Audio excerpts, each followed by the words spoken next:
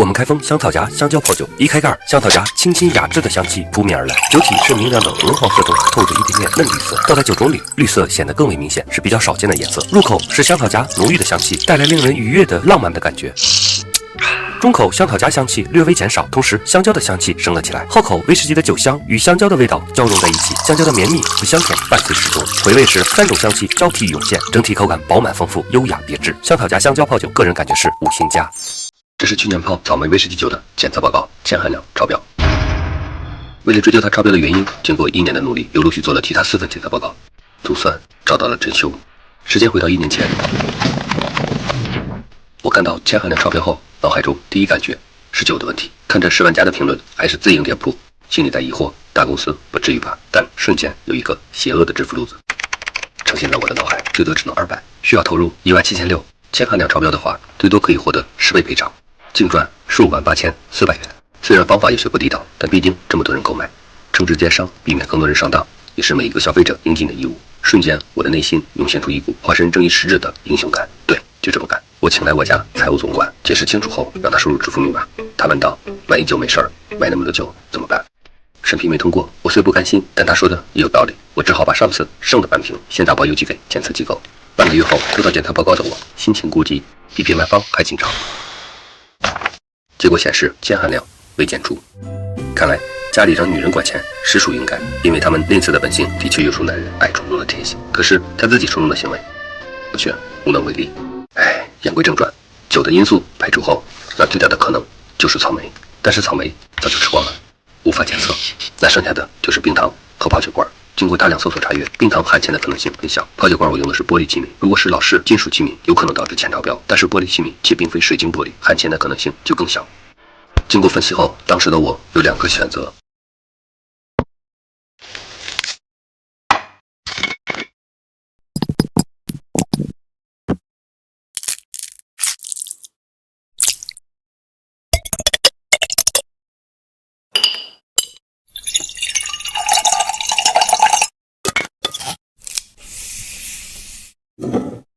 我们开封咖啡香蕉泡酒，酒体是明亮的棕红色，冻干香蕉增加了酒中香蕉的香气，因为普通香蕉增加的是酒体的绵密感，但香气不足。入口是特别绵密的酒感，但非常的柔和柔顺。中口是香蕉的香气，后口先是咖啡的香，紧跟着是香蕉的果香。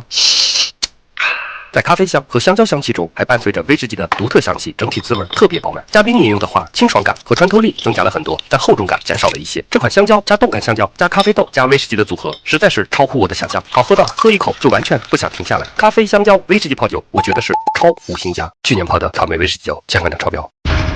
在上集中检测了所用的基酒，经过分析后，当时的我有2个选择：一，直接检测冰糖和泡酒罐；二，间接证明泡其他果酒再做检测。如果其他果酒检测铅含量不超标的话，也能间接证明冰糖和泡酒罐没有问题。我本着刨根问底的原则，选择了后者。16橙子酒开封后送去做了检测，结果是全都合格，泡酒罐、冰糖的嫌疑均被排除。那么现在只剩下1个选项：草莓。几个月后，草莓上市，网购时突然被一个名字吸引——牛奶草莓。难不成泡酒的话会有奶香味？怀抱着这种期待，果断下单。收到货后，先挑出来一部分单独送检，剩下的继续泡酒。这样操作有一个风险，如果草莓铅含量超标，那么泡的酒也就浪费了。可是如果等到草莓的检测结果出来之后再去泡酒，那么这批草莓早已坏掉。为了遵守同批次的原则，虽然可能会浪费酒，但也只能这么做。好在上天眷顾每一个认真做事的人，这次的草莓铅含量没有问题。3个月后，怀着对奶香味道的期待，我在装酒送检之前先品尝了一下，可想而知奶香味道不存在的。另外还有一个没想到的地方，口感跟之前的差距很大。之前用的红原草莓，前口和中口着重是草莓的果味，威士忌特有的酒味在后口弥补了果味的不足，整体过渡非常自然舒服。而这次的牛奶草莓入口先是酒感，舒适感不如从前，草莓果味呈现在中后口，而且淡了很多。单独品尝虽不难喝，但对比起来，红原草莓更胜一筹。1周后，检测报告收到，这一批的草莓威士忌泡酒铅含量未检出，所有参数都合格。其实以前最担心的是甲醇，而目前一共有3份果酒的报告，甲醇都是合格的。泡酒不同于酿酒，没有发酵的过程，基酒没有问题的话，后期一般不会出现甲醇。经过1年多陆续的测试和检测，总算找出了铅含量超标的原因。关于草莓无查阅资料，看到一些感觉合理的解释，可能与土壤和水的污染有很大关系。好消息是，这几份检测报告唯独只有1份铅含量超标，其他都合格，这也反映了自家泡酒的安全性。但不同基酒、不同品种水果、不同浸泡时长、不同保存时长，都会出来千变万化的口感。原计划用1年的时间泡遍各种水果，就可以梳理出一个相对完整的泡酒指南。然而这次不同品种草莓导致口感差距巨大的事情，令我意识到1年过去了，这件事感觉才刚刚开始。我们开封荔枝杨梅泡酒，酒体是漂亮的金红色，入口先是荔枝柔和的果味，然后杨梅的酸感快速升起，愉悦感倍增，回甘又是荔枝柔和的香甜。这个组合的想法来自于冰点杨梅，然而泡酒却没有达到预期的效果。和单独的杨梅泡酒相比，在口感的穿透力上弱了一些，荔枝内敛的滋味和杨梅融合的一般，所以荔枝杨梅泡酒个人感觉是4星半。我们开封黄杏泡酒，酒体是非常干净的金黄色，入口是清透的酸感，随后是果甜，后口和回味依然是清透的酸感。黄杏的滋味和杏仁的味道在泡酒里并没有体现出来，整体没有明显酒味，前中后口是清透的酸感，非常独特，是一款非常优雅别致的餐前开胃酒。之前还测试过70度恒温水浴2个小时，然后再浸泡2天的方式。恒温水浴的口感，黄杏和杏仁味道会明显一些，但是酸感的穿透力就丢失了。两种方式各有千秋，黄杏泡酒个人感觉是4星。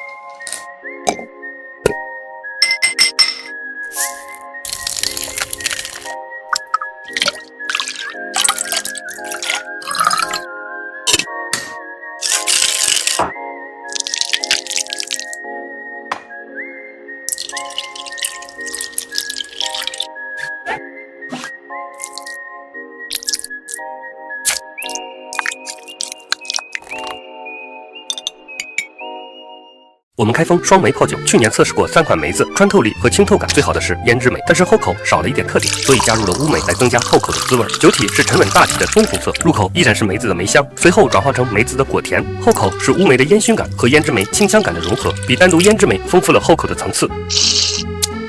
回味时，胭脂梅略带穿透力的果味又回来了，加入乌梅的梅子泡酒，让梅子的果香层叠出现，乌梅有丰富的层次，比单独梅子泡酒口感更胜一筹。双梅泡酒个人感觉是超5星加。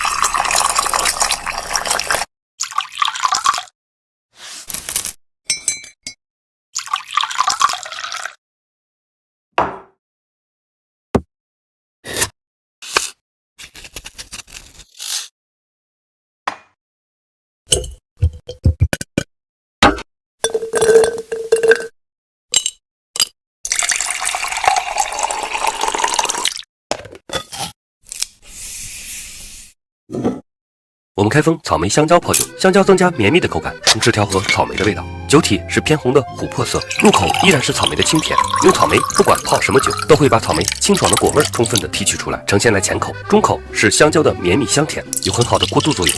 后口是威士忌的酒香。回味时，草莓的果香和威士忌的酒香并存。当时用的这款威士忌细腻柔顺，所以最终泡酒的口感也很纯粹。草莓香蕉泡酒，个人感觉是5星加。